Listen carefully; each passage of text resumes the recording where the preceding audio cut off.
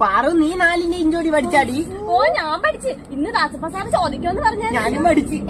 നീ പോയി ദാസപ്പ സാർ വന്നാ നോക്കോ. ഞാൻ പഠിച്ചില്ലടാ. നീ എന്നടി ചക്കി ഒരു ദിവസം പഠിക്കാത്തത്? എനിക്ക് നടിയിട്ട് നോക്കൂ. നീ പഠിക്കൂലെന്ന് പറഞ്ഞോണ്ടല്ലേ ഞാനും പഠിക്കാത്തത്. നീ അത് പോയി നോക്കിട്ട്. അയ്യോ ചക്കി നീങ്ങിടി, സാറ് വരുന്നു. ഞാൻ പകുതി എത്തിയപ്പോ തന്നെ സാർ ഇങ്ങോട്ട് വരുന്നു.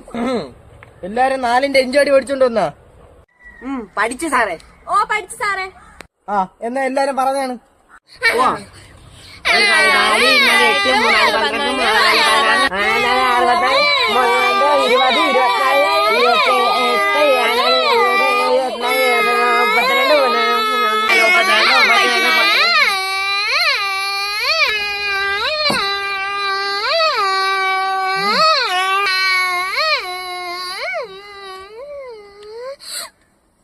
ചക്കി എണീരിടി അവിടെന്ന്. കള്ളത്തരല്ലാതെ ഒന്നും കയ്യിലില്ല. സാറേ അത് ഞാൻ പഠിച്ചത് മറന്നുപോയതാണ്. ഞാൻ പഠിച്ചു. കൈ ഇങ്ങോട്ട് നീട്ടടി.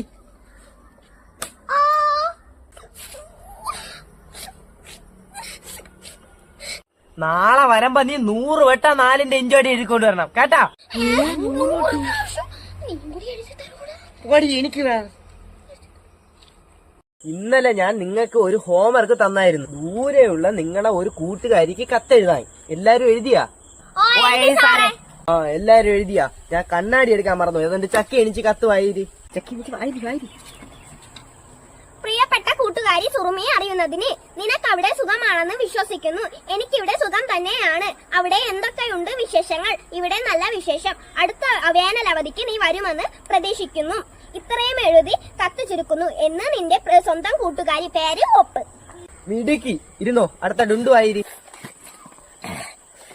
പ്രിയപ്പെട്ട കൂട്ടുകാരി സുറുമി അറിയുന്നതിന് നിനക്ക് അവിടെ സുഖമാണെന്ന് വിശ്വസിക്കുന്നു. എനിക്കിവിടെ സുഖം തന്നെയാണ്. ഇവിടെ ഇപ്പോൾ എന്തൊക്കെയുണ്ട് വിശേഷങ്ങൾ? ഇവിടെ നല്ല വിശേഷം. നീ അടുത്ത വേനൽ അവധി വരുമെന്ന് പ്രതീക്ഷിക്കുന്നു. ഇത്രയും എഴുതി കത്ത് ചുരുക്കുന്നു എന്ന് നിന്റെ സ്വന്തം കൂട്ടുകാരി. പേര് ഒപ്പ്. എന്ന് സ്വന്തം നിന്റെ കൂട്ടുകാരിയാ? ആരെന്നാടാ നീ നോക്കി എഴുതിയത്? ചക്കി എണീര്. രണ്ടെണ്ണം കൂടെ ആരെയും നോക്കി എഴുതിക്കൊണ്ട് വന്നത്? അപ്പൊ നിനക്ക് പഠിക്കാനുള്ള അവള് പഠിച്ചാതിയാ? നീട്ടടി കഴിഞ്ഞാട്ട്. കൂട്ടുകാരി എന്ന് മാറ്റി കൂട്ടുകാരനെന്ന് പോലും എഴുതാൻ നിനക്ക് അറിഞ്ഞുവിടായിരുന്നല്ലേ? കൈ കേട് നീട്ടാ. എഴുതാ സാറേ. നാളെ സ്വന്തമായിട്ട് കത്തെഴുതാതെ ക്ലാസ് കയറി പോരുത് രണ്ടെണ്ണവും. നീ ഇനി ആരെയൊന്നും നോക്കി എഴുതിക്കൊണ്ട് വരല്ലേ. എനിക്ക് ഇനി അടിക്കാൻ വായിക്കാം. നോയിക്കൊണ്ടിരിക്കാതെ വേഗം ചാന്തിക്കായിട്ട് കൊണ്ടുവന്നാണ്. 1 മണിക്ക് മുമ്പേ എനിക്കത് തീർക്കണം. ഒരു നേരം ചുമ്മാ ഇങ്ങനെ സമ്മതിക്കില്ല. ഇങ്ങനെയാണെന്നുണ്ടെങ്കിൽ നാളത്തോടെ ഞാൻ പഠിക്കാറില്ലേ? എനിക്കാണെന്ന് പഠിക്കാൻ വയ്യ. നീ ഇന്നലെ ഇതണക്ക് സാമാട്ടിൽ എന്നിട്ടാണ് 2 കെട്ടി ചാന്ത് കൊണ്ട് കളഞ്ഞത്. ഉണ്ണണേന് മുമ്പേ ഇതെങ്കിലും തീർക്കണം. പോയി ചാന്തെടുത്തോണ്ടോ തന്നെ. ഉണ്ണയുടെ കാര്യം പറഞ്ഞപ്പോഴാണ് ഇന്നലെ തവണ അണ്ണന് ചോറുണ്ടോ? അതെ അണ്ണ പോയിണ്ണോ? ഇല്ല ഉണ്ണേ, ചെറുക്കൻ കൊണ്ടുവരാന്ന് പറഞ്ഞ്. അവനിപ്പോ സ്കൂൾ അടച്ചിരിക്കല്ലേ. പണിക്കുട്ട നിന്റെ അച്ഛൻ മുട്ടായി അടിക്കാൻ പൈസ തരുമോ? അച്ഛൻ പൈസ തരും. ഇല്ലെങ്കിൽ ഞാൻ കൊണ്ടുവരില്ല. അച്ഛൻ പൈസ തന്നില്ലെങ്കിലേ നിനക്ക് അപ്പുക്കുട്ടന്റെ അമ്മൂമ്മേരെ കടയിൽ നിന്ന് ഞാൻ ഒരു മുട്ടായി അടിച്ചു തരാം. എന്നിട്ട് വൈകിട്ട് ചായ പിടിക്കാൻ പോകുമ്പോ ഞാൻ അച്ഛന്റെ പൈസ അടിച്ചു കൊടുക്കാം. അച്ഛൻ ചോറ്. ആ മക്കളെ വന്ന മക്കളെ ചോറ് കെട്ടിന്റെ പുറത്ത് വെച്ചേരാ. അച്ഛൻ എടുത്തോളാം. അച്ഛൻ ഇവിടെ വെച്ചിട്ടുണ്ടേ. മുട്ടായി അടിക്കാൻ പൈസ തരുമോ? അച്ഛ മോരേറി കളയാതെ ഒഴിച്ച് കഴിക്കാമ്മ പറഞ്ഞേ. നീ ഒത്തി മുട്ടായി അടിക്കാൻ പൈസ തരുമെന്ന് ചോദിക്കാടി. അച്ഛ ചോറിന്റെ കൂടെ പൊരിച്ച മീനും ഉണ്ടെന്ന് പറഞ്ഞു കേട്ടോ. അച്ഛ പൊരിച്ച മീനല്ല, മുട്ടായിക്ക് പൈസ തരുമെന്ന് ചോദിക്കും. അച്ഛ ചോറ് മൊത്തം തിന്നണേ കളയില്ലേന്നും പറഞ്ഞമ്മ. നീ എന്നാണ് എന്തോരച്ചാ? ഇന്ന അങ്ങോട്ട് പോകുമ്പോ 2 കൂടെ മുട്ടായി അടിച്ചു. 50 പൈസ ഉണ്ടടി. എടാ മണിക്കൂട്ട നാളെ ചോറ് കൊണ്ടുപോകുമ്പോൾ എന്നെ വിളിക്കാം. നാളെ 1 രൂപ തരാണെങ്കിൽ നമുക്ക് 2 കൂടെ ബബിൾക്കം മേടിക്കാമേ. ഇല്ല എന്നെ പഠിക്കാൻ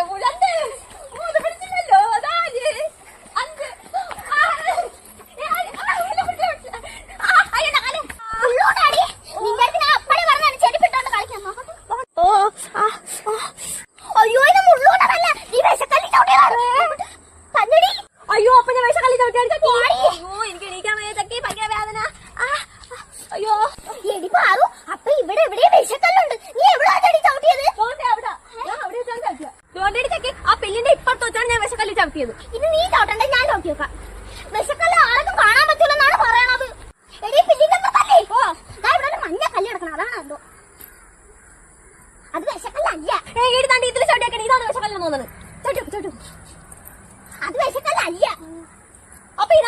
നോക്കിയാണ് ഇത് അതുമല്ലടി നീ അവിടെ ഞാൻ നോക്കിയിട്ട് പറയാം. അവിടെയൊക്കെ നോക്കിയൊക്കെ ഇവിടെ അതല്ലടി ഇതായിരിക്കും. അതുമല്ല അതിലൊക്കെ എടി അപ്പൊ അമ്മക്ക് വിഷക്കല്ല് കാണാൻ പറ്റില്ലെന്ന് പറയുന്നത് സത്യമായിരിക്കും. നീ വാ നമുക്ക് ഡുണ്ടുടി മണിക്കുട്ടനെ കൊണ്ട് കാണിച്ചു കൊടുക്കാം. ഞാൻ വിഷക്കല്ല് ചവിട്ടിയെന്ന് ഭയങ്കര വേദനയുടെ ചക്കി. എടി വയ്യൂട്ടാകുമ്പോഴേ കുറച്ച് കല്ലിപ്പടുത്ത് അതില് വെച്ചു കൊടുത്തിട്ട് തീക്കനല് വെച്ചു കൊടുത്താൽ മതി. എന്നാലേ വിഷക്കല്ല് ചവിട്ടിട്ട് പോവോളൂ. എന്നാലും ഞാൻ വിഷക്കല്ല് ചവിട്ടി അല്ലേടി ചക്കി. ഞാൻ മാത്രം ചവിട്ടിയില്ല. എടാ നമുക്ക് ഇവരെ ഇടല്ലേ നമുക്ക് പോയി സാറ്റ് കളിക്കാം. സാറേ നമുക്കിപ്പോ ഡ്രില്ലാണ്. ഡ്രില്ലാണല്ലേ? എന്നാ എല്ലാരും ക്ലാസ്സിൽ നിന്ന് വെളിയിറങ്ങി വരിയായിട്ട് എന്റെ പിറകെ വാ.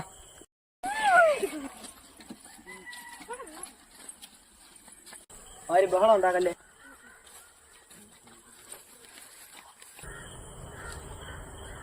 Hands up, hands down, hands up, hands down, hands up, left hand.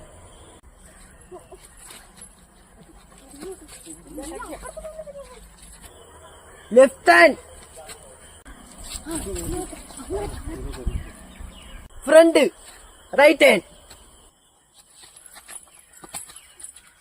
Front, hands down,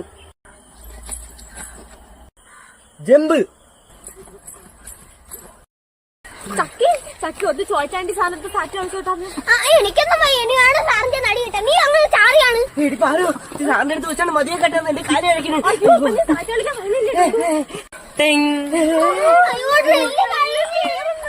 കളിക്കാനും പറ്റിയില്ല. ബെല്ലടിച്ച് എല്ലാരും വരിയായിട്ട് ക്ലാസ്സിൽ പോയി. സാറിന്റെ കാര്യം കളിക്കാനും പറ്റിയില്ല. എന്തേലും കൊട്ട വെയിൽ ഇവിടെ ആരും ഇല്ലേ? ഞാൻ ഇവിടെ വെച്ച് തടിയോടി കണ്ടില്ല. പക്ഷേ അമ്മച്ചി ഇവിടെ നിൽക്കണം ഞാൻ കണ്ടില്ലായിരുന്നു ഏട്ടാ. ഞാൻ വന്നത് ഈ വീട്ടിലെ കുറച്ച് വിവരങ്ങൾ അറിയണോ അത് എഴുതിയെടുക്കാൻ വന്നേ. ഇവിടുത്തെ കാര്യമാണെങ്കിൽ എല്ലാം ഞാൻ പറഞ്ഞുതരാം. എന്റെ മൂത്ത മോൻ ബാബുവിന്റെ വീടാണ് ഇത്. നിലമച്ച അപ്പൊ ഗ്രഹനാഥന്റെ പേര് ബാബു.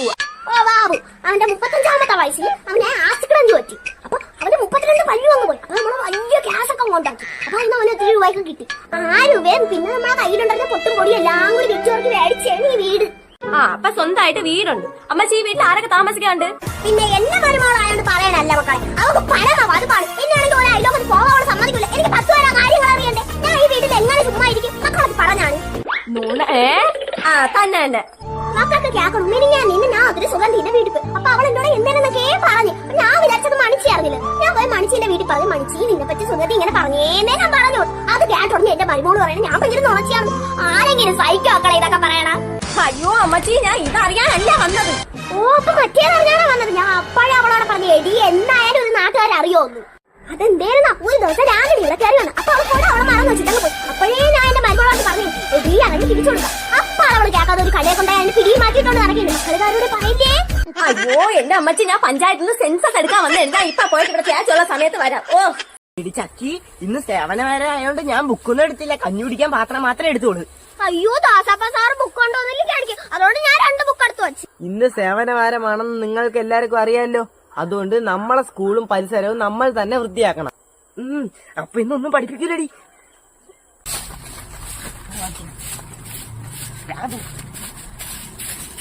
ദുണ്ടു ഭാര്യ ചവറല്ല അവിടെ വലിച്ചെറിയാതെ തീ കൊണ്ടിട്. എടി ചക്കി നീ ഇത്രയും വേഗം പറിക്കണേ എന്തിനു? പതുക്കെ പറിച്ചാൽ മതി. അപ്പൊ നമുക്ക് അടുത്ത പീരീഡ് ഇരുന്ന് പറിക്കാം. എന്നും സേവനവാരം ആയിരുന്നാ മതിയായിരുന്നല്ലേ? ഓ പഠിക്കേ വേണ്ടായിരുന്നു.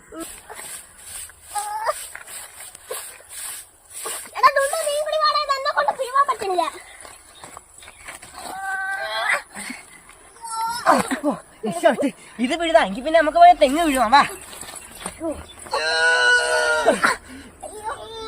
സാറേ ഈ തെങ്ങ് നമ്മളെ കൊണ്ട് വീഴാൻ പറ്റണില്ല. അയ്യോ ഒട്ടും പറ്റില്ല സാറേ. 2 രൂപ എന്റെ ആയിരിക്കും. പോയാ തവറങ്ങാട് വാരി ഉള്ളതേ. അല്ലെങ്കിൽ ഇപ്പൊ ക്ലാസ്സിൽ പറഞ്ഞു വിടിച്ചാ. നോക്കോ എനിക്ക് വെള്ളം കുടിച്ചോളാൻ വയ്യ.